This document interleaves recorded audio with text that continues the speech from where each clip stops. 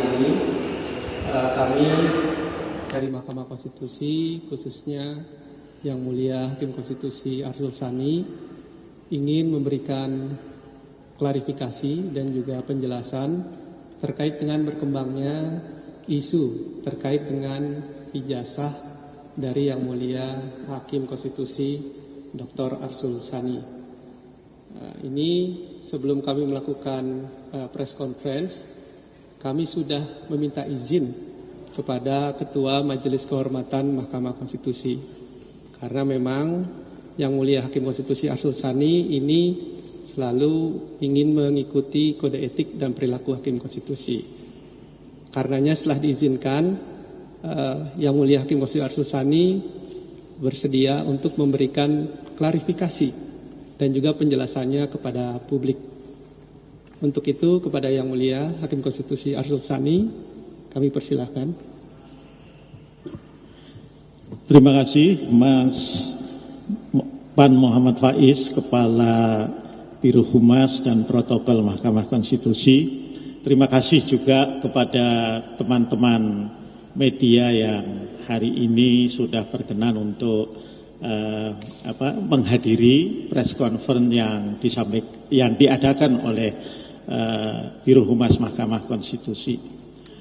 Saya mohon maaf terlebih dahulu kalau kemarin saya tidak merespon apa yang di-WA-kan atau di-SMS-kan oleh teman-teman media, karena memang saya untuk menanggapi ini memerlukan 2 izin. Yang pertama tentu dari pimpinan Mahkamah Konstitusi, Ketua dan Wakil Ketua Mahkamah Konstitusi, dan yang kedua tadi sudah disebutkan dari Majelis Kehormatan Mahkamah Konstitusi yang diketuai oleh Profesor Palguna.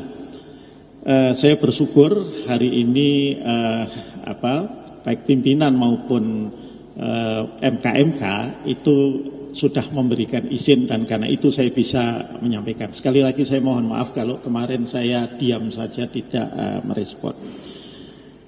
Hal yang dikembangkan di luar ya itu kan bahwa doktor saya palsu, itu yang saya tangkap yang pertama. Atau yang kedua, ijazah doktor saya itu abal-abal. Nah, kalau palsu ini kan mengasumsikan bahwa ya ijazah doktor saya itu tidak diterbitkan oleh universitas atau institusi pendidikan di mana saya kemudian mengambil doktor.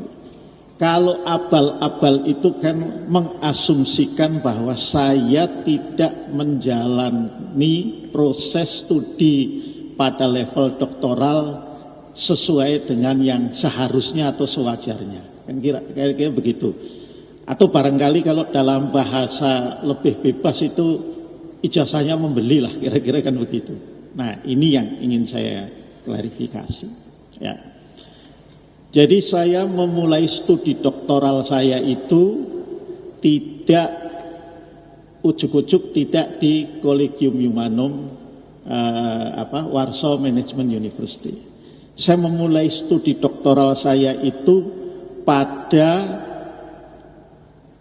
awal mulai kuliahnya ya tahun 2011 ya.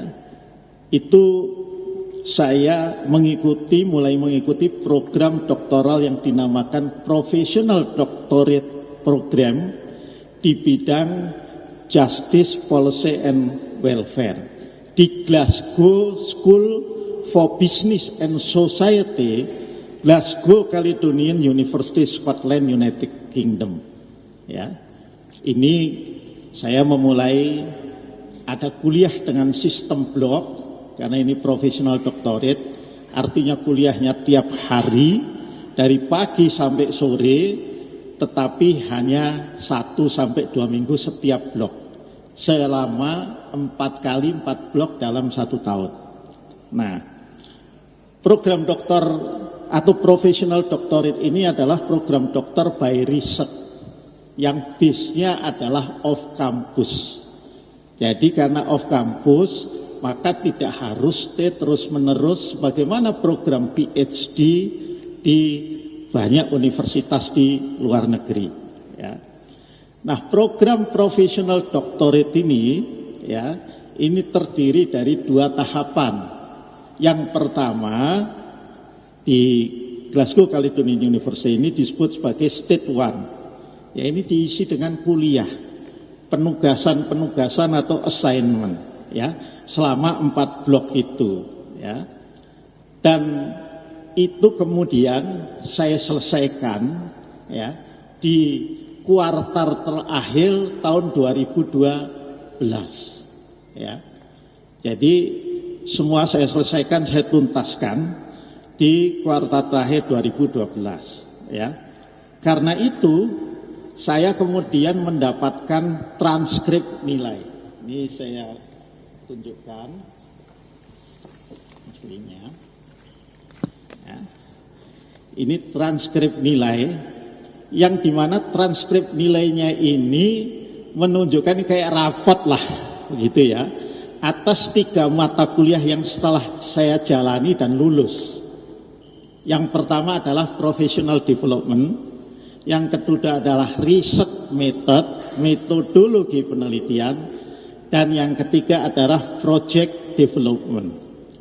Ini total kredit poinnya adalah 180. Nanti tanpa difoto silakan kalau ada yang mau lihat, tapi gantian itu. Nah, di sini ditulis award atau classification eligible for professional master degree. Nah, jadi mulainya dari sana, ya. Jadi saya sudah mengikuti kuliah. Nah, apa yang terjadi di awal tahun 2013 itu saya memasuki yang disebut dengan stage 2 dari program professional doctorate itu. Stage 2 itu ya tentu berisi riset dan penulisan disertasi yang dimulai dengan tentu pengajuan proposal disertasi, ya. Nah, jadi saya masih bolak-balik itu Jakarta, Glasgow.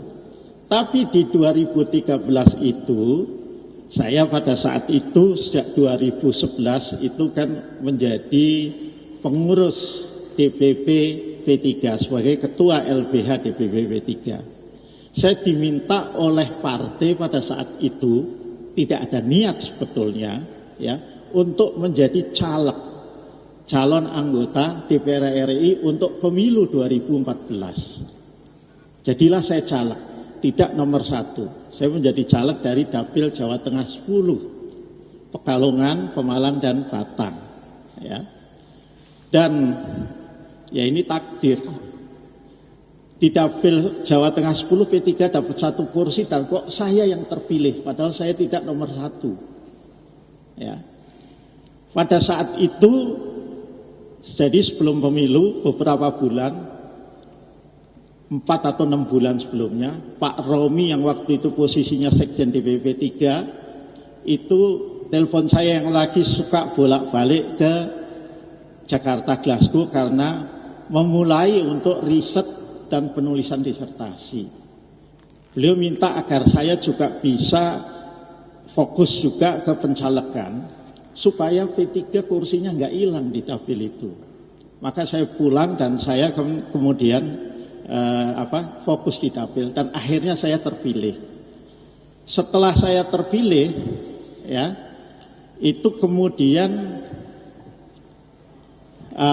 saya jadi anggota DPR terpilih, belum dilantik, P3-nya konflik, terbelah.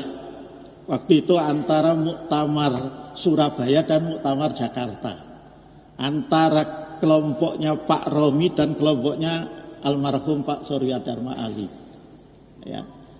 Nah, kemudian saya dilantik. Ada muktamar dilantik sebagai anggota DPR dan kemudian pangkat saya di P3 naik dari ketua LBH jadi wakil sekjen hasil muktamar Surabaya. Setelah itu naik lagi jadi sekjen hasil muktamar Jakarta yang islah sebagian kelompoknya Yan Farid dan kelompoknya Mas Romahur Musi pada saat itu. Nah, saya kemudian mulai melakukan tugas sebagai anggota DPR sambil ngurusi kira-kira konflik internal partai lah, sebagai sekjen ya pada saat itu. Saya kira kalau teman-teman media yang ada di DPR pasti masih ingatlah catatan-catatan itu. Nah, karena itu ini sangat mengganggu proses riset dan penulisan disertasi saya. Terlebih kemudian sebagai anggota DPR, saya juga yakinlah teman-teman juga tahu saya bukan anggota DPR yang sekali-sekali saja datangnya ke DPR, tapi hampir tiap sehari saya ketika ada pertemuan di DPR saya harus datang ke DPR. Saya diminta sebagai anggota, tentu ditugaskan oleh P3 sebagai anggota beberapa panja dari rancangan undang-undang.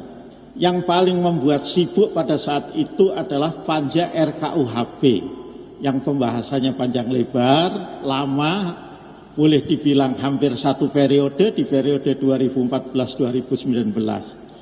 Kemudian yang dalam catatan saya itu hampir 18 adalah Pansus. Saya menjadi anggota Pansus dan kemudian tim perumus juga RUU terorisme ya, yang melahirkan kemudian Undang-Undang Nomor 5 tahun 2018 ya. Kemudian juga saya tentu ditugaskan di Badan Legislasi. Teman-teman juga tahu yang berurusan dengan proses-proses legislasi yang ada di DPR yang menjadi inisiatif DPR. Dan ditambah lagi pada saat itu saya juga ditugaskan di BAKN, Badan Akuntabilitas Keuangan Negara. Nah, praktis dengan kesibukan itu saya boleh dibilang stop riset dan penulisan disertasi. Nggak ada lagi waktu. Saya mengajukan cuti studi di Glasgow Caledonian University, ya, cuti 2 tahun.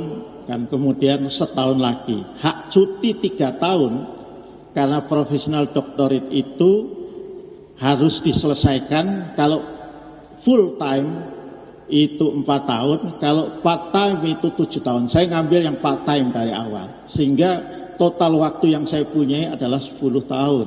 Itu. Maka kemudian seperti sebagian teman-teman itu tahu juga, dengan kesibukan seperti itu saya memang tidak bisa menyelesaikan. Di tahun 2018 saya dicalonkan lagi jadi anggota DPR. Salahnya mau lagi gitu. Dan kemudian juga diminta jadi wakil ketua TKN Tim Kampanye Nasional Jokowi Kiai Ma'ruf Amin untuk Pilpres 2019. Salah satu wakilnya Pak Erick Thohir. Ya makinlah kesibukan itu ada. Nah, karena dengan kesibukan di DPR itu, ya, maka saya kemudian di tahun 2017 itu saya memutuskan untuk exit dari program professional doctorate di Glasgow Caledonian University. Ya, tentu dengan karena saya sudah mencapai 180 kredit. Saya mendapatkan gelar award ijazah master. Nanti juga bisa dilihat. Silakan. Nah, tapi saya masih punya tekad. Karena memang tekadnya untuk bisa menyelesaikan studi doktoral. Maka setelah selesai pemilu 2019, kemudian saya diminta jadi wakil ketua MPR. Ya, saya kemudian cari-cari universitas. Ya. Nah, dari perbincangan dengan teman-teman yang sama-sama sekolah di Scotland itu, saya kemudian diinfokan universitas swasta di kota Warsawa yang bernama Collegium Humanum Warsaw Management University. Yang ini juga sama dengan di GCU, memiliki program doktor lintas disiplin, ya. Nah, jadi antara lain di CH ya WMU ini ada program Doctor of Laws LLD. Di samping dia juga punya program LLM juga ya. Dan ini programnya juga sama by Research of Campus. Nah, saya mendaftar ya, saya ingat kalau saya lihat di arsip saya itu di sekitar awal Agustus 2020. Nah, sebelum saya mendaftar, saya cek universitas itu ada tidak di database Kemendikbud pada saat itu. Kan ada websitenya.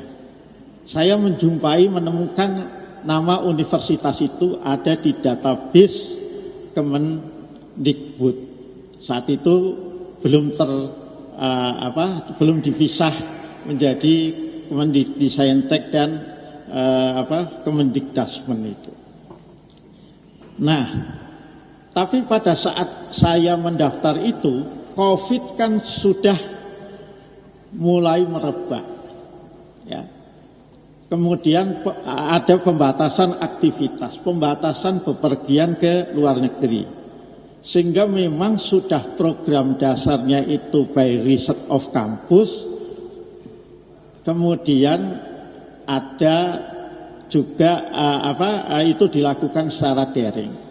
Nah, saya mendaftar sebagai mahasiswa program transfer doktor. Karena saya hanya mau itu, saya tidak mau ngulang dari nol. Maka karena ini skemanya adalah program transfer doktoral, ya, maka apa yang sudah saya capai, ya, di Glasgow Caledonian University itu kemudian diakui, diterima, ya, sebagai sebuah capaian yang karena capaian itu saya tidak diwajibkan untuk mengikuti kuliah-kuliah meskipun secara daring, tidak wajib. Hanya dianjurkan saja, disunahkan saja, terutama untuk mata kuliah metodologi riset yang kualitatif, karena disertasi doktoral saya itu memang basisnya adalah riset kualitatif, ya, dan dissertation writing, penulisan disertasi itu saya ikuti. Nah, tentu setelah kemudian saya ikuti kuliah 6 bulan sambil saya mikir-mikir saya mau nulis disertasi apa, akhirnya di 2021 itu mulai, ya, saya memutuskan untuk melakukan riset dulu sebelumnya, tentu tentang penanggulangan terorisme di Indonesia dengan fokus kebijakan hukum terorisme pasca peristiwa bom Bali. Ya, menulis tentang penerapan Undang-Undang 15 tahun 2003, karena ini memang ada di kepala saya karena saya anggota Komisi 3 DPR RI, ya, dan Undang-Undang nomor 5 tahun 2018. Nah, ini tentu sekali lagi berbekal bahan pengetahuan yang saya peroleh sebagai anggota Pansus dan kemudian tim perumus akhir dari RUU terorisme yang melahirkan Undang-Undang nomor 5 tahun 2018. Nah, disertasi saya ini saya tulis dengan 2 metode. Pertama adalah metode penelitian hukum normatif kepustakaan dengan meneliti tentu aturan-aturan dan kemudian juga meneliti melakukan literatur review, ya. Dan yang kedua dengan penelitian metode empiris. Bagaimana empirisnya dilakukan dengan melalui wawancara, ya, interview dengan sejumlah pemangku kepentingan penanggulangan terorisme. Siapa yang saya wawancarai? Nanti silahkan dicek, mudah-mudahan beliau-beliau ingat. Pertama, Kepala BNPT pada waktu itu Pak Komjen Polisi Dr. Boy Rafli Amar. Ya. Yang kedua, dan beliau pada waktu saya wawancarai di kantornya, tapi bukan di kantor yang di luar kota, tapi di gedung Garuda itu, ya, di Kementerian BUMN itu, gedung Garuda ya, di Merdeka Selatan kalau nggak salah jalan. Itu tentu beliau didampingi oleh pejabat BNPT waktu itu. Siapa lagi yang saya wawancarai? Kepala Densus 88 Polri pada saat itu, ya, Irjen Pol Pak Martinus Hukom. Ya, itu kita kemudian ketemu wawancara di satu tempat lah waktu itu sambil ngopi-ngopi di dekat Mabes Polri. Ya, siapa lagi yang saya wawancarai? Itu Komisioner Komnas HAM waktu itu. Orangnya juga masih ada, bisa dicek, Ibu Sandra Moniaga, Komisioner Komnas HAM, dan Mas Khairul Anam yang sekarang anggota Kompolnas. Ya. Siapa lagi dari kalangan masyarakat sipil saya wawancari? Yang pertama adalah Pak Dr. Busro Mukodas, Pak Trisno Raharjo, dan tim bidang hukum PP Muhammadiyah. Ini wawancaranya via Zoom karena Pak Busro ada di Jogja. Mas Trisno Raharjo juga seingat saya ada di Jogja. Ya, ini saya wawancarai via Zoom. Nah, kemudian Pak Sofyan Sauri, ini mantan anggota jaringan terorisme juga. Ya, dan terakhir yang saya wawancarai adalah Pak Kiai Muhammad Romo Safi'i lah, yang waktu itu sama-sama duduk di Komisi 3 DPR RI, tapi beliau menjadi ketua Pansus RUU terorisme.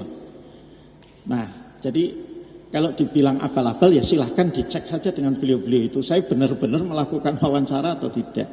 Nah, dari hasil penelitian kepustakaan dan wawancara-wawancara itu, saya menulis disertasi yang berjudul Re-examining the Consideration of National Security Interest and Human Rights Protection in Counter-Terrorism Legal Policy, a case study on Indonesia with focus on post-Bali bombing development. Disertasinya juga ada ini. Ya, nanti juga bisa dilihat yang mau melihat. Ya. Nah, disertasi ini ya seperti biasa. Bedanya kan kalau di luar negeri itu ujian promosinya disebut dengan Viva-Voce, ya, ujian oral lah. Saya diuji karena masih dalam masa pandemi COVID itu secara daring pada awal bulan Juni, ya. Dan dalam ujian itu tentu ada kemudian pengujinya menyampaikan hal-hal yang perlu diperbaiki. Yang saya ingat jelas adalah hal yang terkait dengan ethical issues, etika penelitian. Kenapa kok itu dipertanyakan? Karena saya anggota DPR yang punya informasi yang katakanlah lebih lah. Padahal informasi itu kan mungkin sebagian rahasia. Nah, itu kemudian harus diklarifikasi. Nah, jadi itu makanya kemudian saya balik lagi bertanya beberapa hal kepada Pak Martinus Hukom, sebab dalam disertasi saya ini ada beberapa data yang diberikan oleh Densus 88 pada saat itu. Saya mohon izin bahwa ini boleh nggak saya pastikan untuk dimuat di dalam disertasi, diperbolehkan baru kemudian saya muat. Nah, tapi pada saat itu masih pandemi COVID, ya, belum memungkinkan juga untuk perjalanan ke Eropa.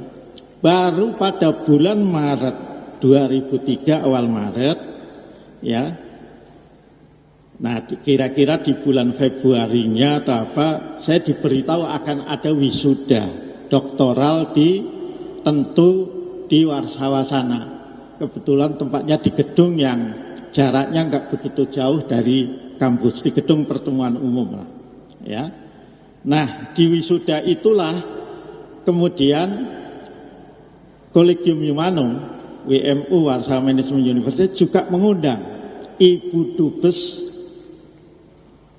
Indonesia di kota Warsawa, Ibu Anita Lydia Luhulima.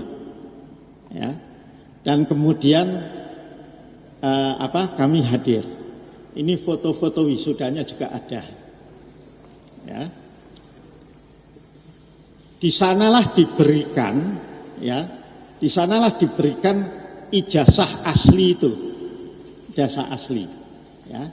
Ini kemudian ini foto dengan Ibu Anita Lydia Luhulima, Dubes RI di Polandia pada saat itu. Ya. Itu ada. Nah, nanti juga bisa dilihat.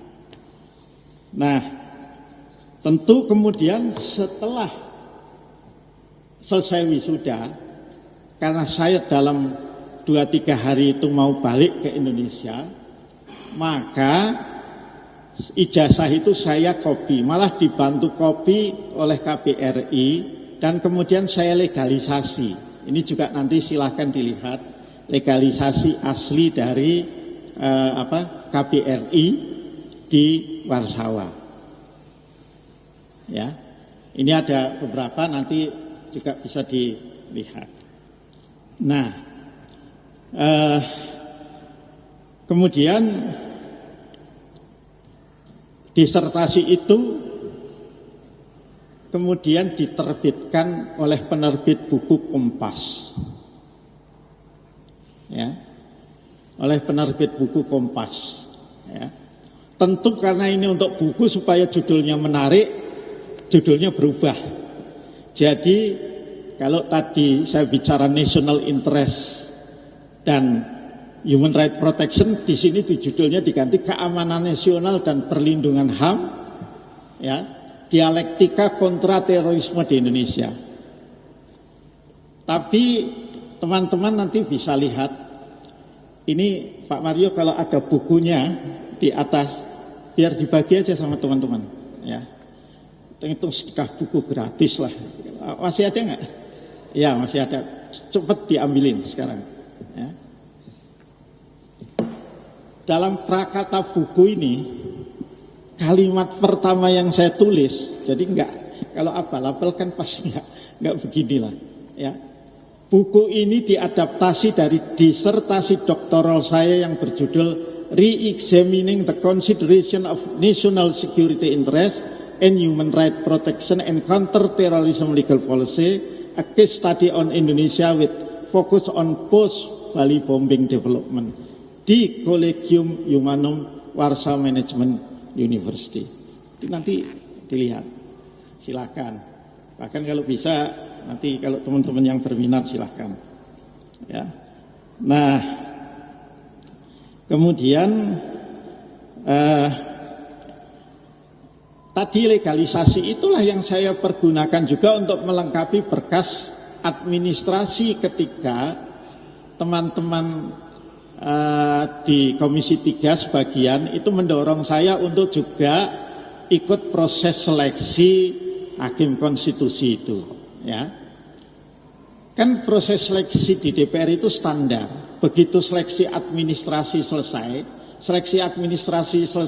itu menyerahkan kopi berkas dan menunjukkan aslinya. Jadi ijazah itu kopi berkasnya adalah tentu kalau ijazah adalah kopi berkas yang sudah dilegalisasi, ya, oleh lembaga yang berwenang, ya. Dan kemudian kan diumumkan di beberapa media, ya. Yang saya ingat memang di Harian Kompas, ya. Dan kemudian diberikan kesempatan masyarakat untuk memberikan tanggapan, ya. Dan kemudian sejauh menyangkut diri saya, itu tidak ada yang mengajukan keberatan atau tanggapan apapun sampai kemudian saya terpilih. Nah, jadi ya itulah cerita tentang perjalanan doktoral, studi doktoral saya. Dan semua berkas ini sudah saya sampaikan juga kepada Mahkamah Kehormatan Mahkamah Konstitusi MK. Ini termasuk beberapa catatan kuliah atau komunikasi yang saya masih punya. Semuanya saya tentu sudah tidak punya karena laptop yang di DPR kan saya sudah kembalikan juga Itu nggak ada lagi. Tapi yang penting-penting tentu saya copy, tidak semuanya. Jadi saya kira itu teman-teman sekalian untuk mengklarifikasi soal ijazah palsu, ijazah apa, ya. Tapi ada juga yang kemudian mengatakan seolah-olah saya ini dokternya dari luar negeri, wisudanya di Jakarta. Nggak benar. Wisudanya itu di kota Warsawa. Makanya ini ada foto nggak satu, kalau di HP saya banyak, antara lain dengan Ibu Anita Lydia Luhulima itu. Saya kira itu, barangkali kalau ada pertanyaan saya buka dari teman-teman media melalui Mas Faiz. Saya persilakan. Baik, ya, terima kasih Yang Mulia Hakim Konstitusi Arsul Sani. Tadi sudah dijelaskan ya secara detail dan rinci dari mulai proses perkuliahan, ujian sampai dengan wisuda. Kami membuka kesempatan kepada rekan-rekan media dan pers untuk menjawab pertanyaan, mungkin satu persatu. Saya persilahkan.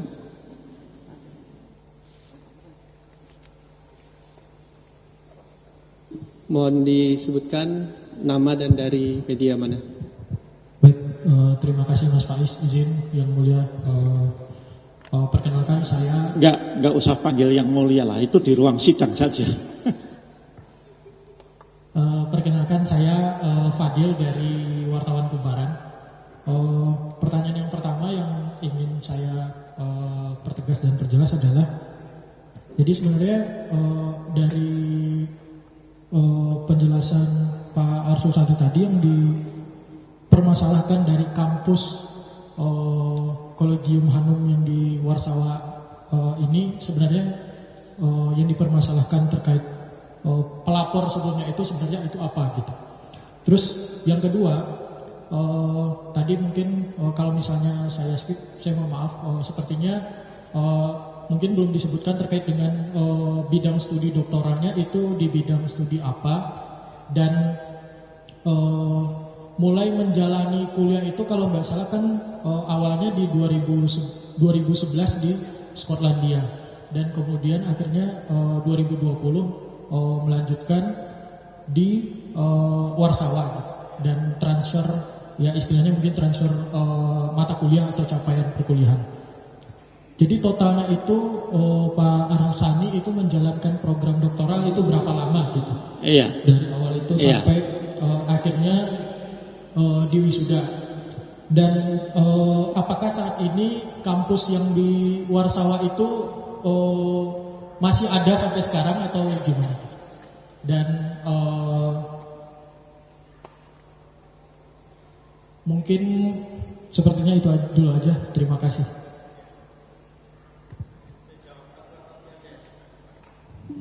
Tak jawab satu persatu dulu ya. Jadi tadi kan awalnya saya jelaskan, saya menjalani program profesional doctorate dengan prodi, ya program studi, ya policy, justice, and welfare studies lah kira-kira. Nah, tapi kan sebagaimana program doktor dimanapun, ya itu kan kemudian nama itu kan menunjukkan gitu, ya. Tadinya saya memang berniat tidak menulis tentang RUU terorisme, saya berniat menulis tentang civil justice reform, kan itu policy juga, RUU hukum acara perdata lah, ya. Tapi kenapa kok saya kemudian berubah? Karena RUU hukum acara perdatanya waktu itu nggak dibahas-bahas, kan saya nggak ada bahan kalau nggak dibahas, gitu. Artinya terutama yang terkait dengan aspirasi atau masukan dari public participation itu. Nah, kan berbeda dengan ini. Dengan ini isinya itu kan suara publik semualah, ya. Nah, kemudian itulah yang menyebabkan saya kemudian begitu. Tetapi kalau ditanya bidangnya apa? Ya, justice and policy. Ya, kebijakan dan keadilan. Itu memang luas. Jadi kira-kira bisa ada di daerah hukum perdata, ada di daerah hukum pidana. Pada akhirnya saya menulis karena ini tentang terorisme kan pidana. Itu ya. Nah, berapa lama? Makanya saya ini termasuk dokter yang cukup lama, jangan ditirulah. 2011 sampai selesai baru Juni, kalau dihitung total ini ya 2022 11 tahun ya. 11 tahun. Nah, di sini nanti bisa dicek lagi yang menerima program transportasi syaratnya boleh, tetapi dari sejak dia exit dari universitas sebelumnya sampai dia masuk itu harus dalam jangka waktu 5 tahun.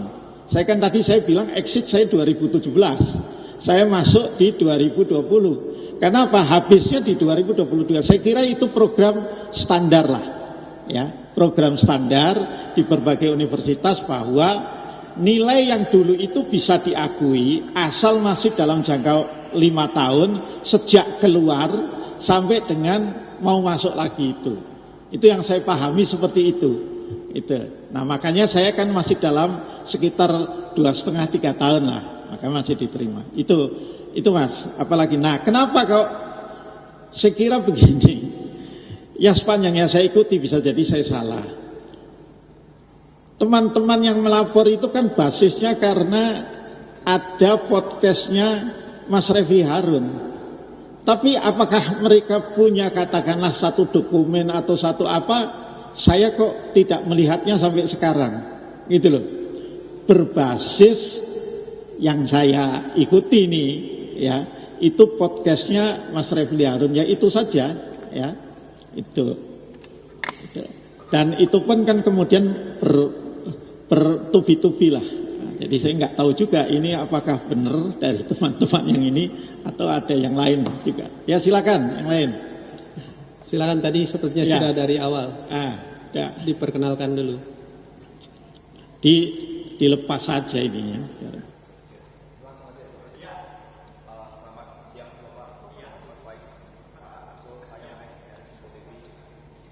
Pertanyaan Pak mengenai tes pakai terkait dengan beberapa waktu lalu kan dari Ketua Mahkamah Kehormatan MK Pak Igede bilang merespon tudingan ini dengan heran begitu, kenapa dari pelapor langsung straight to the point ke Barreskrim, kenapa nggak ke DPR? Berarti tanda kutip pelapor mempertanyakan kompetensi dari DPR, itu pertama. Kemudian berhubungan dengan itu juga Pak Bambang Pacul selaku pimpinan Komisi 3 yang dahulu mencalonkan Pak Arsul juga memastikan legalitas dan legitimasi dari Pak Arsul itu memenuhi syarat. Pertanyaan saya cuma satu Pak, mengenai tudingan ini yang terhitung sudah 3 hari begitu sejak dilaporkan ke Barreskrim, apakah nantinya dari Pak Arsul akan mencoba melaporkan kembali tudingan ini khususnya Pak pelapor ke Barreskrim Polri, mengingat memang ini mungkin bisa dikatakan salah satu hal yang namanya pencemaran nama baik begitu dari Pak Arsul sendiri. Terima kasih. Terima kasih. Pertama sekali lagi saya juga tidak kenal dengan, saya anggap adik-adik saya lah atau anak-anak saya yang melakukan pelaporan itu, ya. Saya kok merasanya begini, Mas. Bagi saya, ketika pejabat publik dikritisi itu ya kita proporsional sajalah. Dan kita harus menyikapinya dengan dingin, tidak emosional, ya. Jadi terlepas bahwa itu tidak benar keyakinan saya, ya, tentu saya harus bijak. Itu adik-adik saya. Jadi saya tidak akan melapor balik. Saya tahulah itu apa, adik-adik saya atau anak-anak saya yang masih mahasiswa, ya. Suatu ketika juga pasti akan sampai pada sikap, ya, kalau tadi yang disampaikan oleh Pak Ketua MK itu. Saya kan kalau saya muslim kan selalu diajarkan, kalau kita ada masalah, ada apa, maka fatabayanu, tabayun dulu, ya, dikonfirmasi dulu. Kalau teman-teman, saya appreciate ketika teman-teman WA saya, Pak ini untuk cover both side itu kan fatabayanu, tabayun itu, ya kan. Nah jadi saya nggak akan merespon dengan cara katakanlah melakukan laporan balik karena itu, enggak lah. Itu saya anggap hal yang biasa saja yang saya. Kenapa? Enggak. Saya enggak. Kalau MK kan enggak bisa, MK sudah memutuskan sendiri bahwa lembaga negara itu kan tidak boleh melaporkan pencemaran nama baik. Itu sudah diputuskan sendiri oleh MK. Masa kemudian karena itu MK-nya akan melanggar sendiri apa yang diputuskan? Saya kira enggak. Saya pun bagian dari MK, jadi tidak patut untuk melakukan itu. Ya, itu. Nah, tapi saya tadi menarik, saya kasih ya. Di Komisi 3 itu ya memang benar-benar diperiksa, dan saya tahu cuma enggak pas lah saya sebutkan. Ada juga yang tidak memenuhi syarat administratif pada saat proses fit and proper test itu, ya. Tapi kalau ditanya apa enggak memenuhi syarat administratifnya, ya tentu saya tidak tahu persis. Tapi saya tahu dari semua yang katakanlah mengajukan itu, ada juga yang kemudian tidak melanjutkan proses seleksinya. Itu aja yang bisa. Ada lagi? Ya, silakan. Ya. Izin bertanya Pak, ini kan Bapak dilaporkan oleh Aliansi Masyarakat Pemerhati Konstitusi. Iya. Dugaan serius penggunaan ijazah doktor palsu. Laporan tersebut diperkuat dengan bukti pemberitaan media mengenai adanya penyelidikan oleh otoritas anti korupsi Polandia. Bagaimana tanggapan Bapak? Kedua, jika terbukti menggunakan ijazah palsu, apakah Bapak siap mundur dan siap diperiksa karena sudah melakukan kebohongan publik? Dan ketiga, dia bagaimana sikap MK?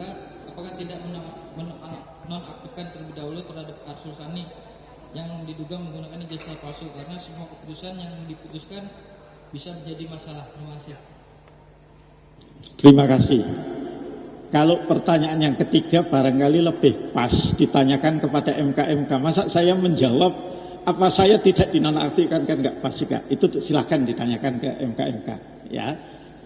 Nah, sekali lagi tadi disebutkan juga oleh Masnya kan, dasarnya kan pemberitaan.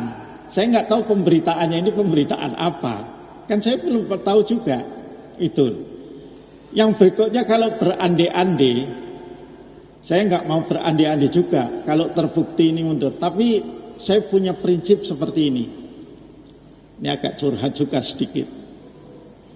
Saya ketika mengikuti proses seleksi, ya, itu karena dorongan sejumlah teman di Komisi 3, bukan saya mau-maunya sendiri. Jadi bagi saya jabatan itu amanah, dan pasti suatu ketika karena sebab apapun akan berakhir. Bisa karena sebab meninggal, bisa karena sebab pensiun, bisa karena sebab mengundurkan diri, bisa juga karena sebab misalnya tersandung kasus selingkuh lah misalnya. Bisa karena sebab apapun. Jadi ini bukan sesuatu yang harus buat saya pribadi itu harus dipertahankan mati-matian. Ya nanti kita lihat. Tapi saya tidak kemudian harus dengan gagah-gagahan mengatakan ini atau itulah. Itu saja saya kira. Ya, jawaban saya. Masih ada? Ya. Terakhir ya, saya mau sidang ini jam 13.30 ada sidang pleno lagi. Terakhir. Yang mulia ada jadwal sidang lagi. Ya.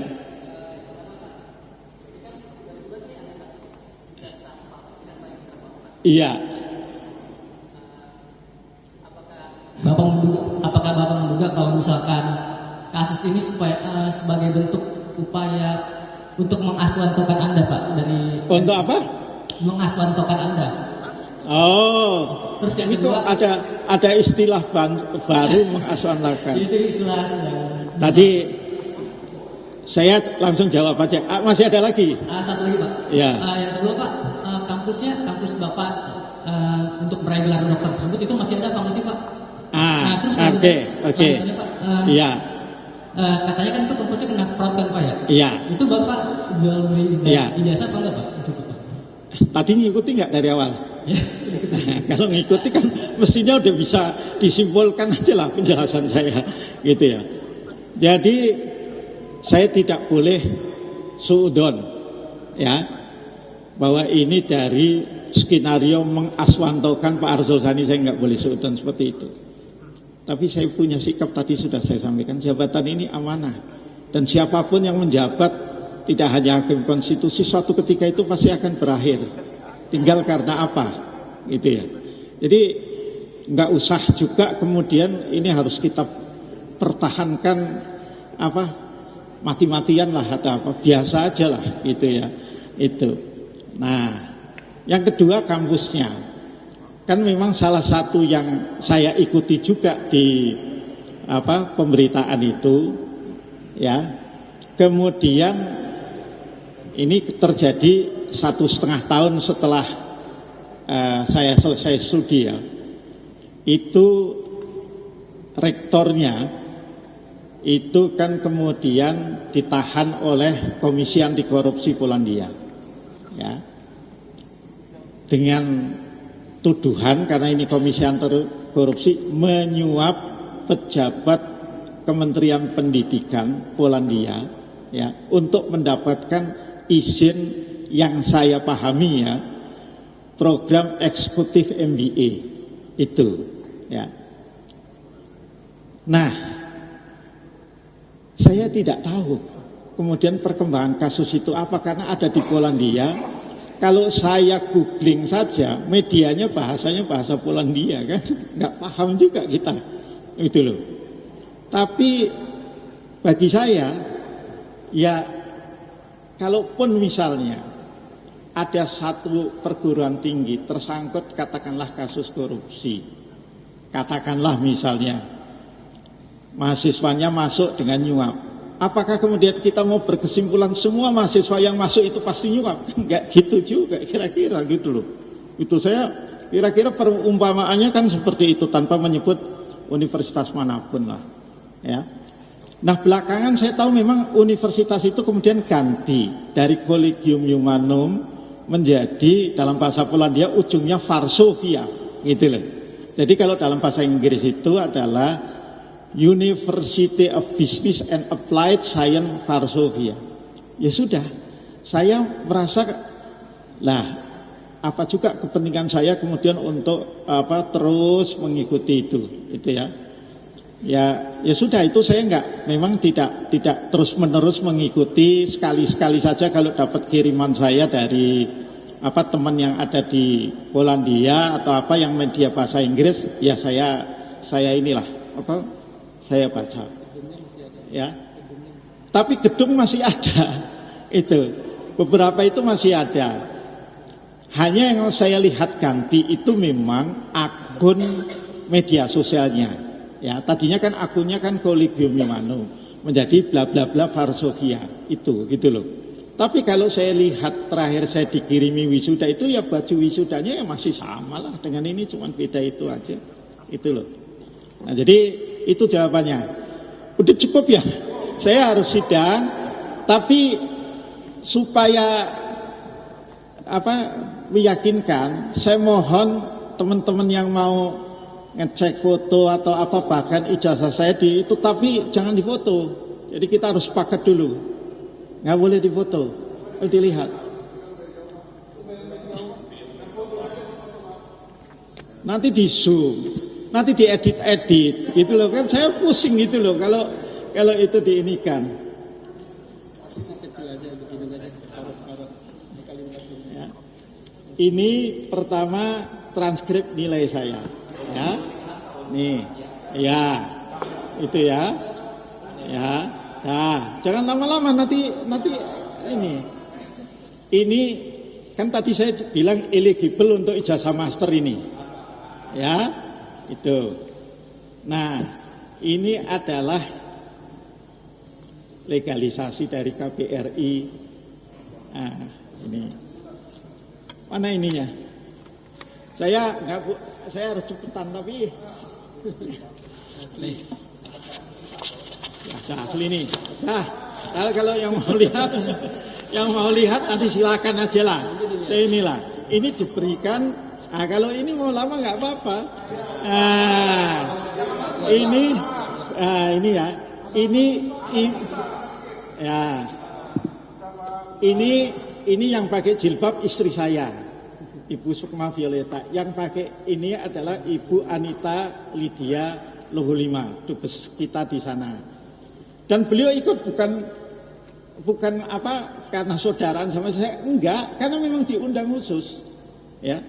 Ya kalau nggak yakin karena beliau sudah nggak ada, dicek aja sama teman-teman di KBRI sana. Itu karena beliau kan tidak sendirian sebagai dubes, kan didampingi oleh staf pada saat itu. Dan ini di Warsawa ya, bukan di Jakarta gitu loh. Itu loh. Ini ada semua. Itu ya.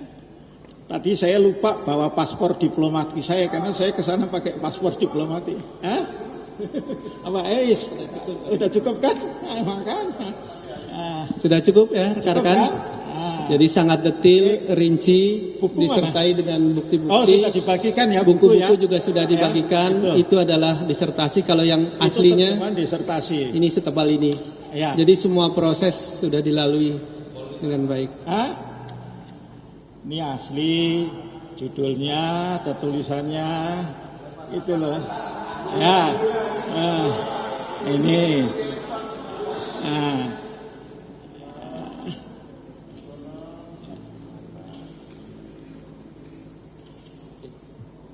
Ya, udah cukup ya. Baik, Udahlah. terima kasih kepada rekan-rekan wartawan yang sudah hadir. Mudah-mudahan dengan penjelasan dan klarifikasi ini menjadi lebih jelas isunya. Terima kasih, saya akhiri. Wassalamualaikum warahmatullahi wabarakatuh. Selamat siang. Saya kalau nggak berani bawa ijazah asli nanti dibilang nggak berani menunjukin ijazah aslinya.